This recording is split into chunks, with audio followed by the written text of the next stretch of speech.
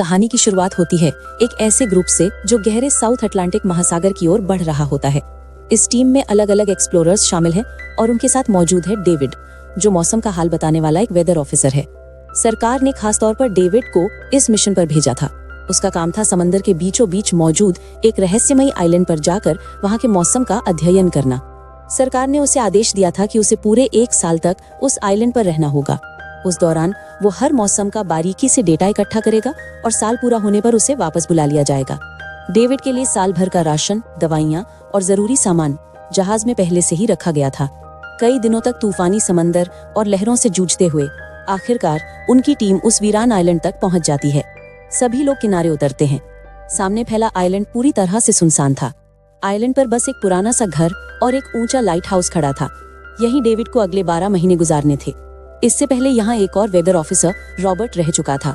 उसने भी साल भर मौसम का डेटा इकट्ठा किया था। लेकिन जब पूरी टीम ने उस घर के अंदर कदम रखा तो सभी दंग रह गए। कमरे में हर तरफ सामान बिखरा पड़ा था, लेकिन रॉबर्ट कहीं दिखाई नहीं दे रहा था। कप्तान और डेविड को शक हुआ कि शायद रॉबर्ट लाइट हाउस में हो। दोनों बिना देर किए वहां पहुंचते हैं, लेकिन सामने जो नजारा था उसने उनकी रूह कंपा दी। लाइट हाउस पूरी तरह से नुकीली लकड़ियों और तेज भालों जैसी चीजों से घिरा हुआ था, मानो किसी ने जानबूझकर उसे किले की तरह बंद कर दिया हो ताकि कोई अंदर न जा सके। कप्तान और डेविड ने दरवाजे पर कई बार दस्तक दी, लेकिन कोई जवाब नहीं मिला। आखिरकार उन्होंने जोर से धक्का मारकर दरवाजा खोला और भीतर दाखिल हो गए। अंदर उन्हें एक अजनबी आदमी दिखाई दिया। उसका नाम था ग्रूनर। जब कप्तान ने उससे रॉबर्ट के बारे में पूछा तो उसने ठंडे स्वर में कहा, वो मर चुका है। समंदर की ओर गया था मगर कभी लौटकर नहीं आया। ये सुनकर कप्तान और डेविड दोनों हैरान रह गए। कप्तान ने डेविड से कहा कि अगर चाहे तो अभी उनके साथ वापस चल सकता है, लेकिन डेविड ने साफ इनकार कर दिया। उसकी सोच थी कि अगर वो पूरे साल का सही मौसम का डेटा सरकार तक पहुंचा देगा तो बदले में उसे बहुत बड़ी रकम मिलेगी। कप्तान ने उसे जाते जाते एक बंदूक दी और चेतावनी दी, ये जगह मुझे सुरक्षित नहीं लग रही, अपना ख्याल रखना। इसके बाद जहाज वापस लौट गया और डेविड उस वीरान आइलैंड पर अकेला रह गया। उसने घर को व्यवस्थित किया और रहन सहन लायक बना लिया। रात को सामान रखते समय उसे एक दराज में रॉबर्ट की डायरी मिली। उसमें आइलैंड के बारे में कई बातें लिखी थी, रहस्यमयी बातें। डायरी के पन्नों में एक अजीब जीव का जिक्र था। उसके अधूरे से नोट्स थे और कुछ डरावने स्केच भी बने हुए थे। डेविड समझ नहीं पाया कि रॉबर्ट ने ये चित्र क्यों बनाए। शायद वो अकेलेपन में ऐसा करता होगा। एक पन्ने पर तो उसकी पत्नी की तस्वीर भी चिपकी हुई थी। डेविड देर रात तक डायरी पढ़ता रहा और फिर थक कर नींद में डूब गया। सुबह उठकर उसने अपना असली काम शुरू किया, मौसम का डेटा इकट्ठा करना। लेकिन जैसे ही वो समंदर किनारे पहुंचा, उसकी नजर चट्टानों पर पड़ी। वहां पत्थरों और सीपियों को एक अजीब पैटर्न में सजाया गया था, मानो किसी रस्म का हिस्सा हो। उसे लगा शायद ये सब ग्रूनर की हरकत होगी। काम करते करते उसने दूरबीन उठाई और लाइट हाउस की तरफ देखा। वहां उसे ग्रूनर के साथ एक और परछाई दिखाई दी, जैसे कोई इंसान हो, लेकिन अगले ही पल वो गायब हो गई। डेविड ने सोचा शायद ये उसका वहम है। रात को जब वो नोट्स लिख रहा था तभी दरवाजे पर दस्तक हुई। उसे लगा कि ग्रूनर आया होगा। उसने नाम पुकारा लेकिन कोई जवाब नहीं मिला। हाथ में लैंप लेके जैसे ही वो दरवाजे की ओर बढ़ा, उसके कानों में अजीब आवाजें गूंजने लगी, ऐसी आवाजें जो इंसान की बिल्कुल नहीं थी। अचानक उसने देखा कि दरवाजे के नीचे से एक भयानक जीव का हाथ भीतर आने की कोशिश कर रहा है। ये इंसान का हाथ बिल्कुल नहीं था। ये देखकर डेविड के पैरों तले जमीन खिसक गई। वो तुरंत बेसमेंट की ओर भागा और अंधेरे में छुप गया। कुछ देर बाद वो रहस्यमय जीव घर के भीतर घुस आया। वो डेविड को ढूंढ रहा था। बेसमेंट की दरार से डेविड उसे देख रहा था, तभी जीव ने उसकी हलचल भांप ली। वो सीधे उसकी ओर लपका और दरार से उसे पकड़ने की कोशिश की। डेविड ने जान बचाने के लिए चाकू उठाकर उसकी आंख में घोंप दिया। जीव दर्द से चीखकर भाग गया, लेकिन डेविड के मन में अब ये बात पक्की हो गई थी कि डायरी में लिखी बातें सच थीं। पूरी रात वो डर के मारे सो न सका। अगली सुबह जब वो बाहर निकला तो रेत पर उसे अजीब पैरों के निशान दिखे। वो इंसान जैसे नहीं थे और सीधे समंदर में जाकर गायब हो गए थे। अब डेविड समझ गया था कि ग्रूनर ने लाइट हाउस के चारों ओर नुकीली लकड़ियां क्यों गाड़ रखी थी।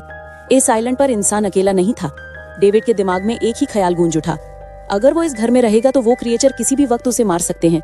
डर के मारे वो तुरंत लाइट हाउस के पास भागा और जोर जोर से चिल्लाने लगा, ग्रूनर गेट खोलो, मुझे अंदर आने दो। ग्रूनर ने ठंडी आवाज में दरवाजे के अंदर से जवाब दिया, तुझे जहाज के साथ लौट जाना चाहिए था। पर डर और आशा के बीच फंसा डेविड बेबस रह गया। ग्रूनर उसे लाइट हाउस के पास भी आते नहीं देखना चाहता था। उसने डेविड पर पानी भी छीटा और दूर हटने को कहा। अब डेविड के पास कोई और सहारा न था, उसे खुद ही कुछ करना होगा। वो घर लौटकर हर खिड़की और दरखत की नोक नोक को बांडियों से बंद कर दिया। चारों ओर नुकीली लकड़ियां गाड़ दी ताकि कोई भी अंदर न घुस सके। गेट के बाहर पुराने कागज और किताबें बिखेरी और उन पर तेल छिड़क दिया।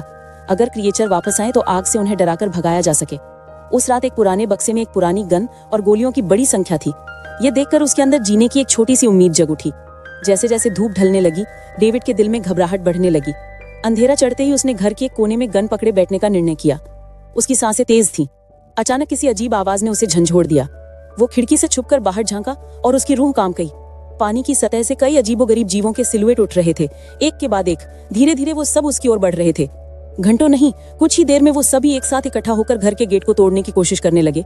डर के बावजूद उसने बिना सोचे गोलियां चलानी शुरू कर दी। कुछ क्रिएचर्स गिरकर जिंदा नहीं रहे। उसने सोचा कि गोली की धमक से शायद वो डरकर भाग जाएंगे, पर उनके साथी उनके मरते हुए साथियों को देखकर और ज्यादा हिंसक हो गए। तत्काल योजना बनाते हुए डेविड ने गेट के बाहर रखी किताबों और कागजों में आग लगा दी।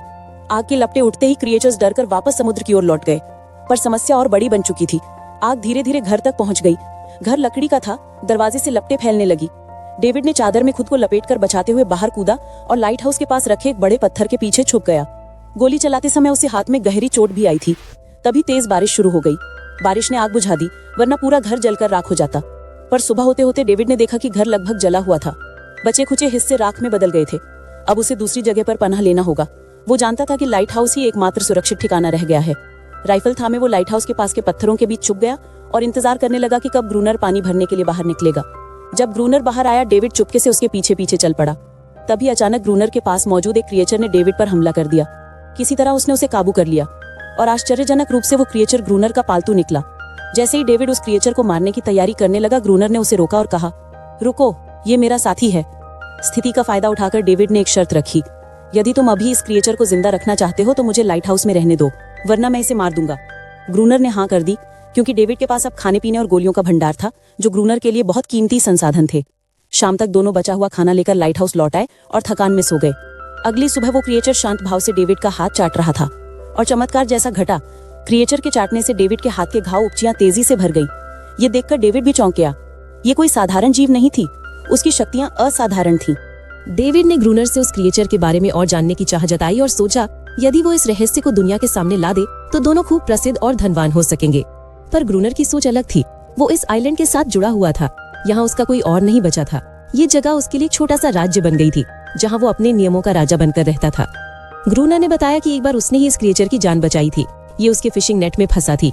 तब से ये क्रिएचर उसके साथ है और उसकी आज्ञा मानने लगी। पर ग्रूनर कठोर था। वो क्रिएचर के साथ बुरा बर्ताव करता था और उससे यौन शोषण जैसा व्यवहार भी करता था। उसने बताया कि जब क्रिएचर एक बार बगावत कर बैठी तो ग्रूनर ने उसे ऐसे कड़ी सजा दी कि वो आत्मसमर्पण कर बैठी।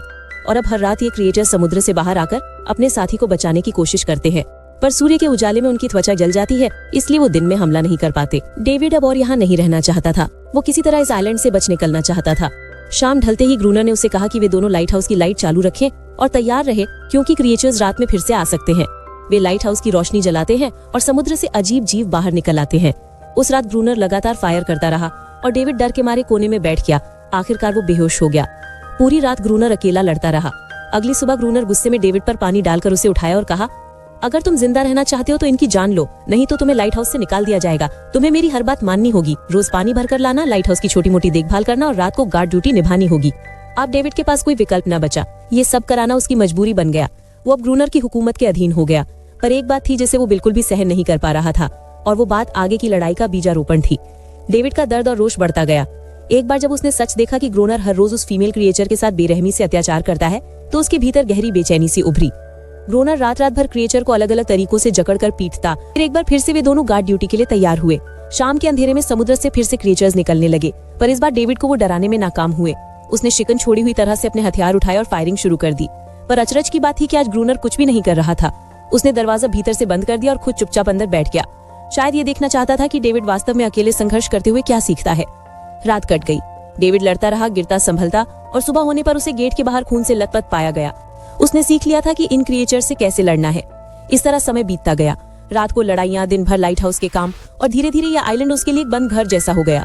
एक कैद सी जिंदगी जहां वो हमेशा भागने का उपाय सोचता रहता था। समय के साथ अजीब सा रिश्ता बन गया। डेविड और उस फीमेल क्रिएचर के बीच एक अनकही दोस्ती उभरी आई। डेविड को उसके लिए दुख होने लगा। उसने महसूस किया कि किसी को अकेले अपने लोगों से बिछड़कर जीना कितना कठोर होता है। शायद यही दर्द उस क्रिएचर को भी था। डेविड ने उसे एक नाम दिया, एनाइरिस। दिन बीतते गए। एक समय उन्होंने देखा कि क्रिएचर्स के हमले कुछ कम होने लगे हैं। शायद सर्दियों में वो कहीं और चले जाते हैं, या उन्हें एहसास हो गया कि यहाँ से कुछ हासिल नहीं होगा। पर ग्रूनर ने बताया कि ये अस्थायी है, वे फिर लौट कर आएंगे। उनकी संख्या बढ़ रही है। कुछ और दिन ऐसे ही गुजरे। एक शाम डिनर के बाद ग्रूनर और डेविड टाइम पास के लिए चेस खेलने लगे। खेल में वो इतने मशगूल हो गए कि लाइट हाउस की लाइट ऑन करना भूल गए। अंधेरे का फायदा उठाकर क्रिएचर्स ने अचानक हमला कर दिया। डेविड चिंतित हुआ। क्रिएचर्स की संख्या इतनी अधिक थी कि 2 लोग मिलकर भी अधिक देर टिक नहीं सकते थे। उनके पास योजना नहीं थी और गोलियों का भंडार भी लगभग खत्म हो चुका था। बचते बचाते वे लाइट हाउस के ऊपरी हिस्से तक पहुंच गए, पर ग्रूनर को गहरी चोट लग गई। इस बार क्रिएचर्स उन पर भारी पड़ गए थे। दोनों को लगा कि शायद ही उनकी आखिरी रात होगी। तो इसके आगे क्या होगा दोस्तों? ये लोग मारे जाएंगे या बच जाएंगे? ये देखने के लिए चैनल को सब्सक्राइब कर लो। मिलते हैं इस मूवी के नेक्स्ट पार्ट में। Thanks for watching.